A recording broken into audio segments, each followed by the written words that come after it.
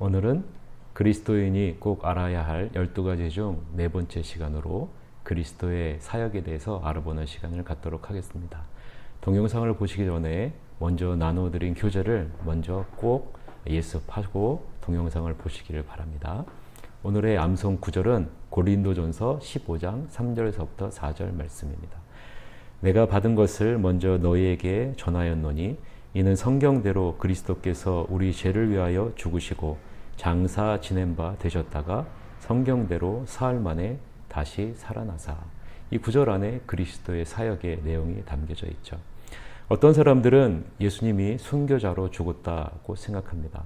그들은 예수님이 대의를 위해 죽은 사람들의 위대한 모범이라고도 말을 하죠. 이처럼 지저스 크라이스트 슈퍼스타라는 식의 사고방식은 예수님을 대의 명분을 위해 헌신하고 기꺼이 순교까지 감당한 좋은 인물의 본보기라고 간주합니다. 하지만 순교자는 고난의 본은 될 수 있을지라도 대속자의 본은 결코 될 수 없다라는 거죠. 대속자는 될 수 없다는 겁니다. 아무리 순교자가 자신을 희생한다 해도 나와 여러분의 죄를 대신 질 수는 없기 때문입니다. 예수 그리스도에 대해 베드로전서 2장 24절에 다음과 같이 기록하고 있죠. 친히 나무에 달려 그 몸으로 우리 죄를 담당하셨으니 이는 우리로 죄에 대하여 죽고 의에 대하여 살게 하려 하심이라. 그가 채찍에 맞음으로 너희는 나음을 얻었나니 라고 기록합니다. 이러한 그리스도의 사역이 필요한 이유가 무엇일까요? 로마서 3장 10절서부터 12절에 의하면 모든 사람들은 6가지의 죄가 있다라고 기록을 하고 있습니다. 기록된 바 의인은 없나니 라고 기록하고 있죠. 의인은 없다라는 거예요. 두 번째는 깨닫는 자도 없다라는 겁니다. 세 번째는 하나님을 찾는 자도 없고, 네 번째는 다 치우쳐 있고, 다섯 번째는 모두 다 무익하게 되었고, 여섯 번째는 선을 행할 수 있는 자가 이 세상에 아무도 없다라는 사실이죠. 이러한 인간의 모습을 로마서 3장 23절에서는 다음과 같이 말해요. 모든 사람이 죄를 범하였음에 하나님의 영광에 이르지 못하더니 라고 말합니다. 사람은 무엇의 종이 되었다라고 말을 합니까? 죄의 종이 되었다라고 말합니다. 죄의 결과는 무엇입니까? 야고보서 1장 15절에 보면 사망을 낳게 되었다라고 말합니다. 죄와 허물로 죽었던 우리는 무엇을 따르던 누구의 자녀였습니까? 에베소서 2장 1절서부터 3절에 보면 우리는 공중의 권세 잡은 자를 따랐고 본질상 진노의 자녀이었다라고 기록을 하고 있습니다. 불순종의 자녀들은 누구의 진노를 당하게 됩니까? 에베소서 5장 6절에 보니까 하나님의 진노를 당하게 된다라고 기록을 하고 있습니다. 과연 하나님은 죄에 대해서 눈을 감아주시는 분이실까요? 갈라디아서 3장 10절에 보면 절대로 그렇게 기록하고 있지 않습니다. 누구든지 율법책에 기록된 대로 모든 일을 항상 행하지 아니하는 자는 저주 아래에 있는 자라고 분명하게 말씀하고 있기 때문에 그렇습니다. 우리는 이과에서 하나님의 거룩함이라는 속성에 대해서 공부했습니다. 또한 그분과 같이 당신도 거룩해져야 한다라고 말씀드렸죠. 그 결과 이제 우리는 이러한 사실에 직면해져 있죠. 어떤 사실입니까? 첫째는 죄의 문제에 직면해 있습니다. 로마서 3장 23절에 모든 사람이 죄를 범하였음에 하나님의 영광이 이루지 못하더니라고 기록하고 있죠. 두 번째 우리가 직면해져 있는 것은 하나님의 원수가 되었다라는 사실입니다. 야고보서 4장에 기록되어져 있죠. 세 번째는 요한일서 5장 19절에 기록한 대로 사단의 권세 아래 놓여 있는 우리의 현실이 바로 직면해 있는 것입니다. 넷째는 로마서 5장 6절에 기록한 대로 우리 자신을 구원할 능력이 없는 것에 우리가 직면해져 있습니다. 다섯 번째는 로마서 6장 23절에 기록한 대로 사망이 우리에게 직면한 현실입니다. 여섯 번째는 데살로니가후서 1장 9절에 나와 있는 것처럼 정죄와 하나님으로부터 영원한 분리가 우리에게 직면해져 있는 현실이라는 거예요. 이런 것을 우리가 넘어서지 못하면 절대로 하나님과 같이 거룩한 자로, 하나님의 거룩한 속성을 이루는 자로 우리가 설 수 없다는 것이죠. 그래서 오신 분이 누구이십니까? 그리스도가 오신 것이죠. 그래서 그리스도가 치른 대가, 값이 있습니다. 빌립보서 2장 7절부터 8절을 우리가 같이 한번 읽어보도록 하겠습니다. 오히려 자기를 비워 종의 형체를 가지사 사람들과 같이 되셨고 사람의 모양으로 나타나사 자기를 낮추시고 죽기까지 복종하셨으니 곧 십자가에 죽으심이라. 이것이 바로 그리스도가 치른 값이죠. 그리스도께서 세상에 오시기 위해 세 가지 하신 일이 있죠. 세 가지 하신 일이 무엇입니까? 7절에 보니까 자기를 비우셨죠. 두 번째는 종의 형체를 가지셨습니다. 세 번째는 사람들과 같이 되셨어요. 예수님은 자신을 어떻게 낮추셨습니까? 8절에 보면 사람의 모양으로 나타나사 죽기까지 복종하심으로 낮추셨다라고 말씀하고 있습니다. 이사야서 53장 3절에 의하면 예수님이 세상에서 어떤 대우를 받으셨다라고 말합니까? 모든 사람들에게 멸시를 받고 버림을 받았고 간고를 많이 겪었고 질고를 겪었고 멸시를 당하면서 귀히 여기지 아니한 존재로 여김받았다라고 기록하고 있습니다. 무엇을 위해서요? 우리의 죄의 대가를 치르기 위해서입니다. 죄의 용서를 받기 위해 우리에게 죄의 용서를 받기 위해 무엇이 요구되기 때문에 예수님이 이런 자리에 나갔습니까? 그것은 정결한 피 흘림이 필요하기 때문에 그렇습니다. 히브리서 9장 22절에 보면 율법을 따라 거의 모든 물건이 피로써 정결하게 되나니 피 흘림이 없은즉 사함이 없느니라. 우리의 죄를 사하기 위해서 예수님은 죄 없으신 성육신하신 몸으로 친히 십자가에 못 박혀 죽으신 것입니다. 그리스도는 우리를 구속하기 위해 어떤 값을 치르셨습니까? 베드로전서 1장 18절에서 19절에 보면 어린 양 같은 그리스도의 보배로운 피를 흘리셨다라고 기록을 하고 있습니다. 예수님 십자가에서 뭐라고 소리쳤습니까? 마태복음 27장 46절에 여러분 잘 아시죠? 엘리 엘리 라마 사박다니 하시니 이는 곧 나의 하나님 나의 하나님 어찌하여 나를 버리셨나이까. 예수님은 십자가상에서 자신을 버리셨어요. 누구를 위해서요? 우리의 죄값을 대신 치르기 위해서 자신을 버리셨습니다. 십자가에 달린 예수님에게 하나님은 어떤 일을 맡기셨습니까? 이사야 53장 6절을 보니까 우리 모두의 죄악을 그에게 담당시키셨다라고 기록하고 있습니다. 우리를 향한 그리스도의 사역이 바로 이러한 것이죠. 예수 그리스도는 우리의 죄값을 치르기 위해 이 세상에 오셨습니다. 이때 죄값은 예수님 자신의 생명으로 자발적으로 치르신 것이죠. 이처럼 예수님의 희생만이 영원히 죄를 없애는 유일한 길이다라고 히브리서 9장 12절에 기록하고 있습니다. 예수님의 죽음이 이루어 놓은 것은 무엇입니까? 베드로전서 3장 18절에 보니까 하나님 앞으로 우리를 인도했다라고 기록하고 있습니다. 또한 로마서 5장 10절에 보니 하나님과 화목하게 했고 우리로 하여금 구원에 이르도록 했다라고 기록하고 있습니다. 세 번째로 고린도후서 5장 2절에 보면 우리가 우리의 처소로 덧입게 했다라고 기록을 하고 있습니다. 갈라디아서 1장 4절에 보니까 우리의 죄를 대속했다라고 기록하고 있고 에베소서 1장 7절에 보니 속량 곧 죄사함을 얻었다라고 말씀합니다. 로마서 6장 6절서부터 7절에 보면은 우리를 의롭게 했다라고 기록을 하고 있습니다.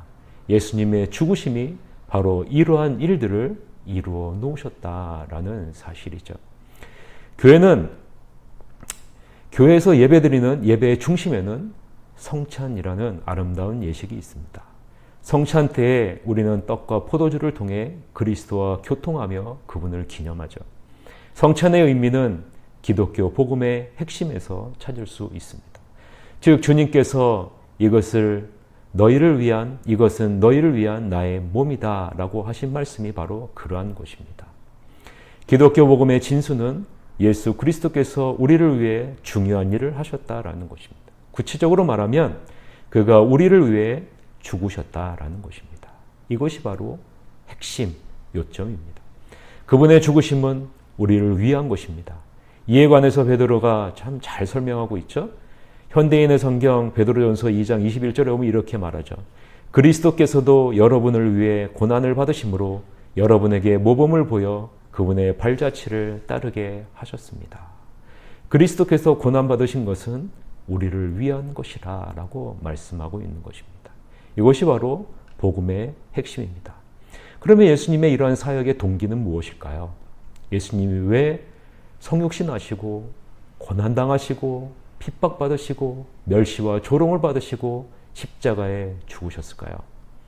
요한복음 3장 16절과 로마서 5장 8절에 보면 그것은 우리를 사랑하셨기 때문이라고 말씀합니다. 자기의 사랑을 확증하기 위해서라고 말씀합니다. 인간의 구원사에게 나타난 하나님의 속성을 보여주고 있는 분이 바로 예수 그리스도이시죠. 베드로전서 1장 3절에 보면 어떤 속성을 보이셨습니까? 하나님의 긍휼의 속성을 예수 그리스도께서 십자가의 죽으심으로 보여주셨다라고 말씀합니다. 본문에서 하나님의 자비가 크다고 한 이유가 무엇일까요? 로마서 5장 6절 8절에서 하나님의 자비가 크다고 한 이유가 무엇일까요? 그것은 기약대로 경건하지 않은 자를 위해 예수 그리스도께서 죽으셨기 때문에 그런 것입니다. 우리가 아직 죄인 되었을 때에 그리스도께서 우리를 위해 죽으심으로 자기의 사랑을 확증하셨기 때문에 그렇습니다.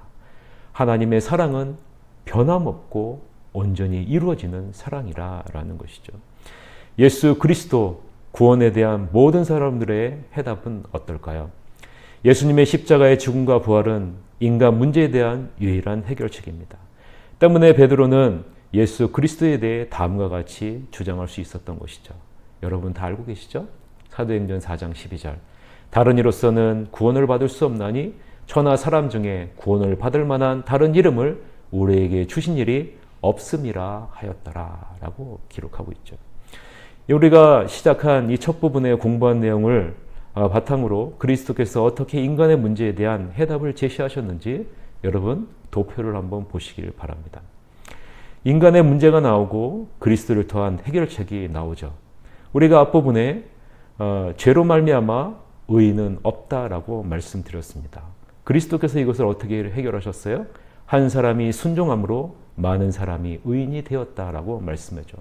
깨닫는 자도 없다라고 말씀드렸습니다. 그러나 그리스도를 통해서 어떻게 해요? 우리에게 지각을 주셨다라고 말씀합니다. 하나님을 찾는 사람이 하나도 없다라고 말씀드렸습니다. 그러나 인자가 온 것은 잃어버린 자를 찾아 구원하려 함이라라고 말합니다.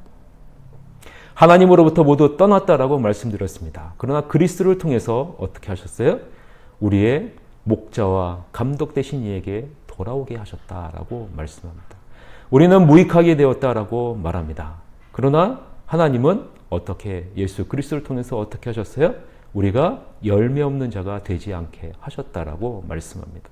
선행을 행하는 자도 없다라고 말했습니다. 그러나 예수 그리스도 안에서 선한 일을 위해 지으심을 받게 하셨다라고 기록합니다. 우리 모두는 죄의 종이라고 말합니다. 그러나 예수 그리스도로 말미암아 죄와 사망의 법에서 우리를 해방했다라고 말합니다. 우리는 모두 사망에 이르게 된다라고 말합니다.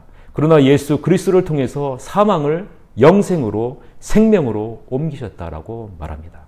우리는 모두 하나님의 진노 아래 놓였다라고 말합니다. 그러나 예수 그리스도로 말미암아 우리는 의롭다 하심을 받았다라고 기록을 하고 있습니다. 진노하심에서 구원받았다라는 것이죠. 이것이 바로 인간의 문제를 그리스도를 통해서 해결하신 모든 은혜의 선물입니다.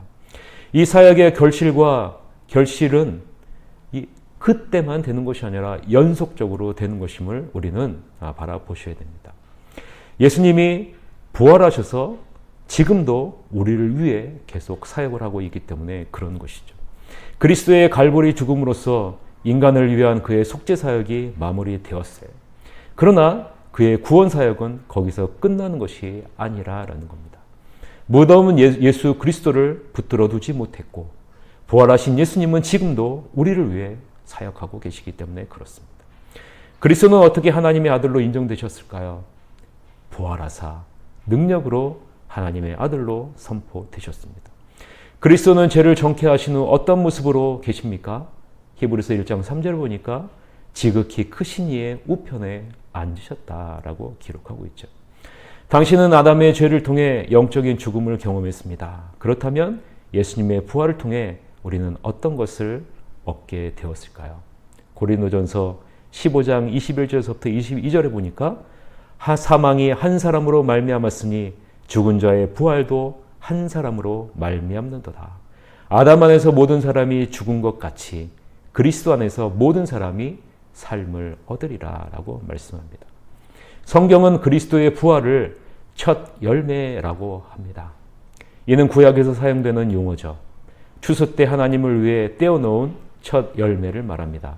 신약에서 첫 열매는 뒤따라 있을 더 많은 추수에 대한 보증을 의미합니다. 그러므로 그리스도의 부활은 다른 사람들의 부활에 대한 약속을 가리키는 것입니다. 예수님을 힘입어 하나님께 나아가는 자들에게 예수님은 지금도 우리를 온전히 이끌고 구원해 나가신다라고 히브리서 7장 25절에 말하고 있는 것입니다.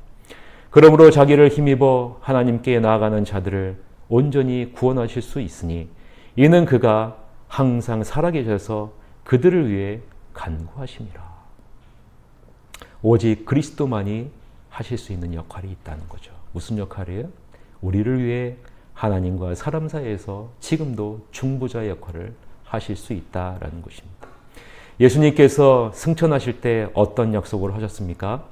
내가 너희를 내게로 영접하여 나 있는 곳에 너희도 있게 하리라 라고 말씀하셨습니다.